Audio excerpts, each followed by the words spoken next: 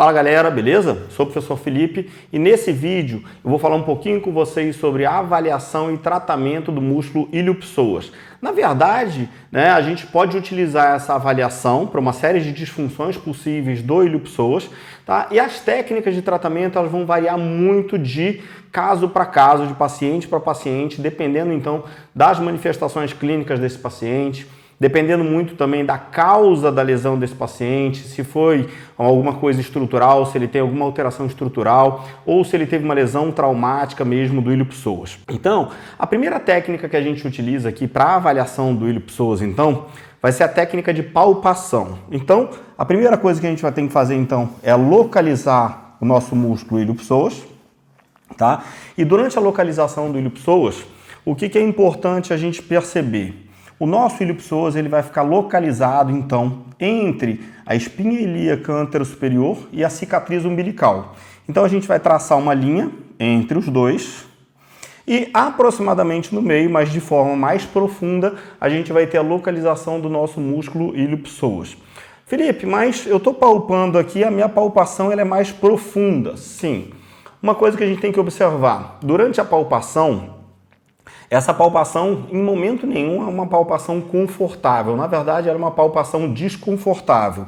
Quando a gente fala, então, de quadrantes abdominais, a gente vai perceber, então, que a palpação vai ser na região, então, que a gente chama de região da fossa ilíaca, tá? Então, a gente vai estar aqui na nossa fossa ilíaca direita ou na fossa ilíaca esquerda, tá? Entre a cicatriz umbilical e a espinha ilíaca anterosuperior. Faço a palpação e vou aprofundando essa minha palpação até a gente perceber, então, uma corda tendínea, ou seja, uma corda mais espessa que essa corda, então, ela vai representar o nosso músculo ilho-psoas. Algumas dúvidas aí que podem surgir em relação à aplicabilidade da palpação. Eu estou palpando aqui uma modelo, que é uma mulher magrinha, que é fácil de fazer a palpação. Felipe, mas o meu paciente ele tem uma barriga muito grandona, Como é que eu vou fazer isso? Então, quando a gente vai fazer em pacientes que têm uma barriga um pouco maior, o que a gente vai ter que fazer? Em vez de a gente fazer uma palpação direta por aqui, muitas vezes a gente vai ter que entrar lateralmente, ou seja, como se eu estivesse rebatendo mesmo essa barriga para depois a gente conseguir chegar aqui. Então, em vez de eu fazer uma palpação direta de cima para baixo, eu vou fazer uma palpação de lateral para medial, chegar no ponto e palpar. Beleza. Agora, estou palpando aqui, tá desconfortável. Eu acho que eu estou no meu músculo psoas em cima dele, mas agora eu quero confirmar se realmente eu estou no psoas ou não. O que eu vou pedir para ela fazer? A gente tem que lembrar que a principal função do psoas, então, é flexão de quadril, ou seja, flexão de coxo femoral. Então, o nosso psoas, ele tem a origem dele nos corpos das vértebras lombares e depois ele se direciona. Isso, a porção do psoas e a porção do ilíaco, então, sai da fossa ilíaca. Eles se juntam e depois eles se inserem lá no trocânter menor do fêmur. Qual é a grande função dele? Flexão de quadril ou flexão de coxo femoral. Então, se eu quero ter uma percepção se realmente eu estou palpando certo, o que eu posso pedir para ela fazer? Eu posso solicitar uma contração isométrica do psoas. E aí, durante essa contração isométrica do psoas, toda vez que eu contraio o músculo, então esse músculo ele vai ficar então mais retesado, ou seja, ele vai ficar mais duro. E aí, então, se eu vou ter uma tensão maior do músculo, eu consigo confirmar se realmente eu estou ali ou não. Felipe, então, vou pedir para ela ficar contraindo? Não, a gente não vai pedir para ela ficar contraindo. Eu vou pedir para contrair. Se durante a contração eu perceber que aqui no meu dedo, então, ficou mais duro, ficou mais tenso, significa, então, que eu estou em cima do psoas. Então, ela vai fazer aqui a flexão, eu coloco uma resistência, força, tá? Relaxa e pode descer. Só isso, tá? O que significa isso? Durante esse movimento, então, eu confirmei que eu estou em cima do psoas e agora eu vou ficar aqui em cima do psoas. Felipe, primeira técnica que a gente vai fazer, então. Primeira técnica que a gente vai fazer, localizei, palpei. Palpei um lado, palpei outro lado. Normalmente, músculos encurtados são mais sensíveis ao toque. Então, durante a própria palpação, quando eu estou realizando a palpação de um lado, palpação do outro, se eu palpei aqui, está desconfortável aqui, beleza. Está desconfortável aqui. O desconforto é simétrico, é igual, sem problema nenhum. Palpei aqui, está desconfortável. Palpei aqui, está doendo muito. Quando você palpa, dá uma pontada, né, dá uma irradiada. Opa, a gente tem que parar e prestar um pouco mais de atenção.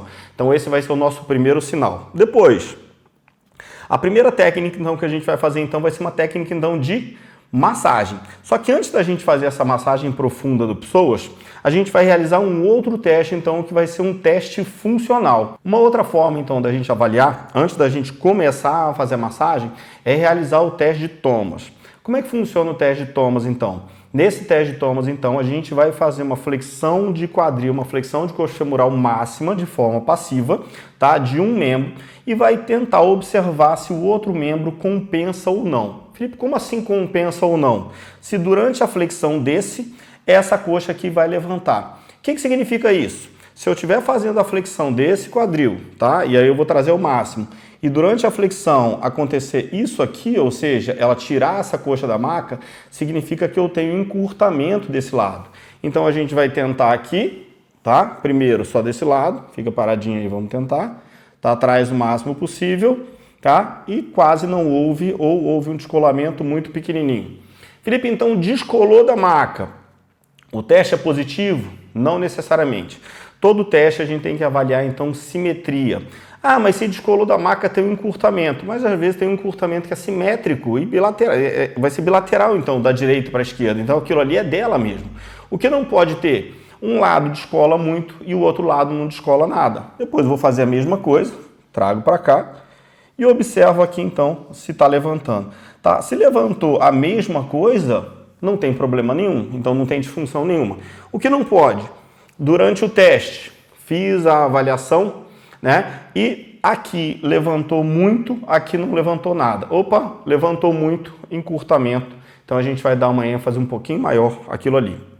E aí a gente começa a associar então a informação que eu tive da palpação com a informação que eu tive do teste. Depois então, como é que vai ser essa massagem transversa profunda então do psoas, né? Então a gente vai palpar, localizei.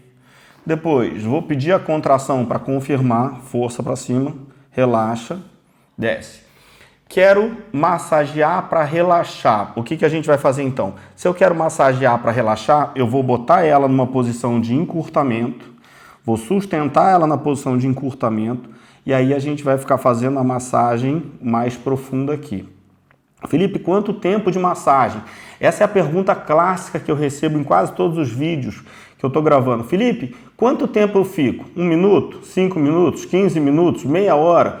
Depende. Normalmente a gente fica pelo menos 1 minuto para desfazer a tensão muscular. Mas é claro que isso aqui vai depender de paciente para paciente. Isso não tem uma regra, né, de quanto tempo eu vou passar. E outra, qual é a intensidade que eu vou utilizar de força? Também depende de paciente para paciente. Às vezes a sensibilidade do teu paciente vai ser muito grande. Então o que a gente vai fazer? Vai devagarinho, vai aprofundando aos pouquinhos e gradativamente então a gente vai ganhando. Gradativamente então eu vou aumentando a força, né? Depois eu vou soltar. Então essa massagem, o que a gente tem que lembrar, tá? Faz com a flexão para promover um encurtamento, para deixar ele mais relaxado. Uma mão sobre a outra, ou você pode fazer, se você conseguir fazer, como estou fazendo com ela aqui, que é magrinha, tudo que eu tenho um acesso mais fácil, pegar com uma mão só, palpar, a massagem então ela vai ser circular e é desconfortável, mas não pode ser uma dor muito intensa. E a partir do momento que você perceber que esse teu paciente não está mais sentindo desconforto nenhum, que agora está tranquilo, você vai aprofundando um pouco mais e fazendo mais forte, vai aprofundando e aumentando a intensidade.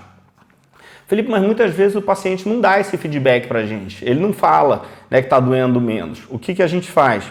Aí é muito importante então a gente observar o que a gente chama de linguagem não verbal. Estou fazendo aqui e vou olhando lá para o rosto do meu paciente. Então, no começo, eu percebo que ele está com aquela expressão de dor. Mas depois de um tempo, eu percebo que já está tranquilo. Quando eu percebo que já está tranquilo, o que a gente faz? Aprofunda um pouco mais. Aí você percebe de novo a expressão de desconforto e fica ali, né? Mantém a mesma pressão. Depois de um tempo, você percebe que já não está mais tão, né, incomodando tanto. Ela já está tranquila ali. Depois, aprofunda um pouco mais. Vou observando essa expressão. Dentro do processo de reabilitação, dentro das técnicas de tratamento, a gente tem pacientes que têm limiares de dor diferentes, sensibilidade completamente diferente.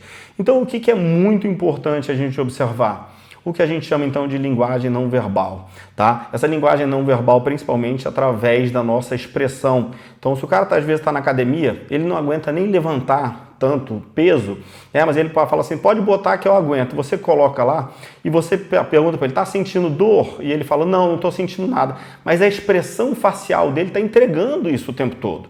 Você está vendo pela cara dele que ele está fazendo um esforço muito grande. Você está vendo no rosto dele, no semblante dele que ele está sentindo dor.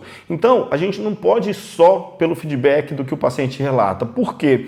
Porque muitas vezes o paciente relata para a gente uma coisa, mas porque na cabeça dele tem que doer. Na cabeça dele tem que ter, quanto mais força, maior intensidade, maior vai ser o ganho. E não é necessariamente assim. Então, por isso é muito importante, toda a técnica que a gente está fazendo, a gente avisar o que a gente vai fazer, o que é normal dele sentir e o que não é para ele sentir, tá? E ao mesmo tempo, por mais que a gente avise, por mais que a gente tenha esse feedback o tempo todo, a gente observar, porque por mais que a gente avise, tem sempre aquele paciente que tenta enganar a gente porque acha que se for mais intenso, se for mais forte, se for mais isso, a resposta vai ser mais rápida. E aí muitas vezes vem o erro. Às vezes, em vez da gente estar liberando e estar soltando essa musculatura, às vezes a gente começa a irritar e aquele processo, então, em vez de ter uma melhora, ele tem uma piora. Em relação ao tempo, tá? Que é muito importante. Felipe, em quanto tempo eu consigo recuperar essas pessoas? Depende, né? Então depende assim, quanto tempo tem de lesão? Qual foi a gravidade da lesão? Qual foi a intensidade da lesão? Então isso não tem uma regra. Vai ter paciente que tem alguma alteração, um encurtamento, que é uma coisa mais simples, que às vezes em 2, 3 sessões a pessoa está perfeita. Às vezes uma sessão que você faz já libera e depois, no dia a dia, durante a marcha, é claro que você não vai fazer só do psoas, a gente vai associar pessoas com várias outras técnicas possíveis, a gente vai fazer uma avaliação funcional, né, e mais completa possível nesse paciente, vai realizar todas as técnicas que forem necessárias, liberar esse paciente e tá. E os ajustes eles vão acontecer durante o dia a dia, durante os movimentos espontâneos. Só que tem pacientes, às vezes, que chegam pra gente que ele já tem 3 meses de lesão, 4 meses de lesão sem tratar, encurtamento, processo de fibrose.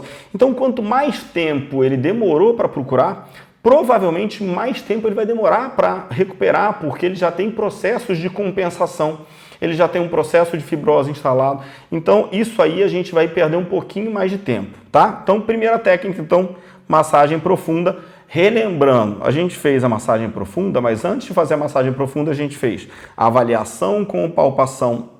A gente realizou, então, o teste de Thomas, então, para perceber se existe ou não encurtamento de um lado para o outro. Tá? A gente fez a localização, o teste, então, com a contração para observar se a gente está palpando o lugar certinho. E depois, mais simples de tudo, fazer o alongamento do psoas. Felipe, mas como que eu faço o alongamento do psoas? Vou ensinar 2 técnicas para vocês, que são técnicas que eu gosto bastante. Tá? A primeira, que eu vou estar realizando na maca, que é a mais confortável para a gente. A segunda, poxa Felipe, mas eu trabalho no estúdio, eu não tenho maca para fazer. Não tem problema, você pode fazer com o paciente deitado no chão, em qualquer lugar, que a gente vai fazer em decúbito lateral. Então a primeira, a gente vai fazer aqui em decúbito dorsal. Vou levantar um pouquinho a maca. Então aqui ainda tenho a vantagem, né, de ter uma maca elétrica onde eu consigo ajustar a postura. Isso é muito importante para quem trabalha o tempo todo. Por quê? Porque a gente vai precisar o tempo todo estar ajustando a postura do paciente. Então, se eu trabalho o tempo todo com o paciente, muitas vezes eu vou precisar trabalhar, ter paciente mais alto, boto a maca mais para baixo. Tem paciente mais baixo, boto a maca mais para alto. E procuro uma posição que seja mais confortável para mim. Como é que vai ser a posição de alongamento, então? O grande erro das pessoas quando vão fazer alongamento, então, do psoas é alongarem o quadríceps. Então, o que a gente tem que lembrar? O quadríceps ele vai ser um músculo, então, biarticular, né? O reto femoral. E o quadríceps ele faz extensão de joelho e flexão de quadril. Então, a primeira coisa que a gente tem que pensar é o seguinte: se eu quero alongar o psoas, eu tenho que gerar uma insuficiência muscular passiva no quadríceps, ou seja, eu tenho que tirar o quadríceps da jogada. E como é que a gente tira o quadríceps da jogada? Eu não faço flexão de joelho, ou faço uma flexão de joelho muito pequena. Se eu flexionar o joelho, eu vou ter a tendência de Alongar primeiro o quadríceps. Então, o que a gente vai ter que fazer? Já que o nosso psoas, então, ele é flexor de quadril e o quadríceps também ele vai ser um flexor de quadril, o que eu vou ter que fazer? Eu vou ter que fazer uma extensão de quadril, só que mantendo o joelho estendido ou semiflexionado. Se eu flexionar muito o joelho, eu alongo o quadríceps. Se eu deixar o joelho mais esticado, então, aí a minha ênfase vai ser para o psoas. E outra coisa que a gente vai ter que tentar perceber, né, e pedir esse feedback então do paciente, se ele está percebendo que o alongamento está pegando nessa região ou se o alongamento então está pegando muito mais a região da coxa. Então isso é importante. Então posicionamento, a gente vai posicionar essa paciente então, tá? Nessa posição meio vertical na maca. Eu vou pedir para ela fazer uma flexão máxima de quadril e sustentar aqui. Outra perna só vai cair, ó, na maca, tá? Uma pegada aqui, então, vai ser na minha crista ilíaca, na espinha ilíaca anterior superior. E a outra pegada, então, ó, com essa mão direita, eu vou, então, abaixar a coxa dela. Aqui eu estou fazendo, então, um alongamento passivo. Então, eu posso colocar, conto até 10, dou uma pausa. Depois, conto até 10, dou uma pausa. Conto até 10, dou uma pausa. Felipe, mas se eu quiser utilizar técnicas ativas, então, como contrai e relaxa, mantém e relaxa, né, o hold relax, tem várias técnicas que a gente vê com nomes diferentes na literatura, mas na verdade a intenção dessas técnicas, então, é uma hiperativação do órgão tendinoso de Golgi para gerar, então, um relaxamento ainda maior. Como que elas vão fazer, então? Vai depender só da intensidade. O que muda muito vai ser a intensidade da contração. Mesma posição, vou colocar aqui para baixo e vou pedir para ela fazer uma força para levantar, tá? Ou seja, para fazer flexão de quadril. Só que eu mantenho. Vamos lá, força, 1, 2, 3, relaxa. Força, 1, 2, 3, relaxa. Força, 1, 2, 3, relaxa. Relaxa. Na terceira, a gente ganha um pouco mais de alongamento. Parei, força, 1, 2, 3, relaxa. Força, 1, 2, 3, relaxa. Força, 1, 2, 3, relaxa. Tá? E aí a gente vai ganhar a terceira barreira. Importante, muito importante nas técnicas de alongamento. Volta do alongamento é sempre passiva, sempre passiva. Então vou pedir para ela voltar aqui devagarinho. Eu vou levantar aqui e colocar na maca e depois a gente posiciona e coloca lá. Felipe, por que a volta do alongamento tem que ser passiva? Porque se a gente está fazendo um alongamento, eu quero estimular só OTG. OTG, uma vez estimulado, então, ele vai induzir, então, um maior relaxamento. Maravilha.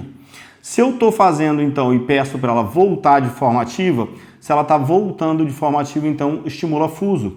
E toda vez que o fuso é estimulado, porque o fuso é estimulado toda vez que eu tenho, então, uma variação de comprimento, se eu tenho, então, um estímulo do fuso, qual vai ser a grande tendência? Estimular a contração. Então, tudo aquilo que a gente passou durante um tempo alongando, durante a volta eu posso perder. Então, eu posso fazer o meu alongamento, a volta passiva. Voltei passivo, deixei aqui bonitinho. Depois a gente volta para a palpação, palpa de um lado, palpa do outro e gradativamente a gente vai percebendo melhora. Felipe, você mostrou agora, então, a técnica aqui. Vamos fazer de lado? Beleza. Vamos ajustar a maca aqui novamente, tá? Eu vou colocar aqui para trabalhar com ela de lado.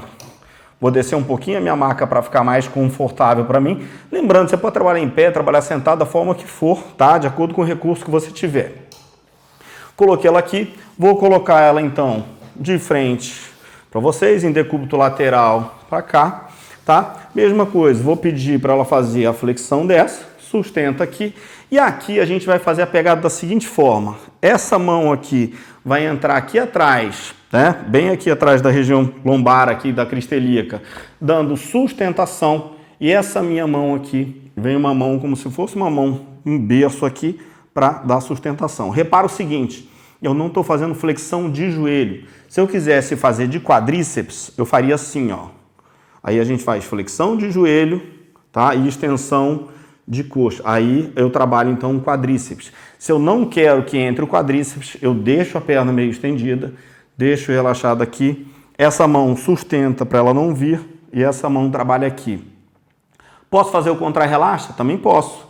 Vamos lá, força para frente, 1, 2, 3, relaxa, força, 1, 2, 3, relaxa, força, 1, 2, 3, relaxa, e aí a gente vai ganhando aqui gradativamente, tá? Terminou, volta passivo, coloco lá, peço para ela voltar para a posição sozinha, relaxa. E aí depois, importante, depois de cada tratamentozinho, então a gente fez avaliação, tratou com massagem, fez liberação, fez técnicas de alongamento. Agora o que eu preciso fazer? Pedir para essa paciente então ficar em pé, tá? E depois andar e perceber se houve ou não melhora. É claro que a gente não vai esperar que toda melhora aconteça no mesmo dia. Essa melhora então ela vai ser uma melhora gradativa, ou seja, cada dia a gente vai perceber uma melhora um pouquinho maior, até que essa paciente, então, ela fique completamente assintomática, beleza? Galera, espero poder ter ajudado vocês aí. Então, hoje a gente falou um pouquinho sobre tratamento do psoas, que é muito utilizado, então, nas psoites, mas não só nas psoites, né? Mas em casos de lesão ou alteração que a gente pode ter aí, que pode ser até de estrutural, compensatória do psoas, principalmente gerando encurtamento e disfunção do nosso músculo de psoas. Espero poder ter ajudado vocês. Um grande abraço, bons estudos e até o próximo vídeo.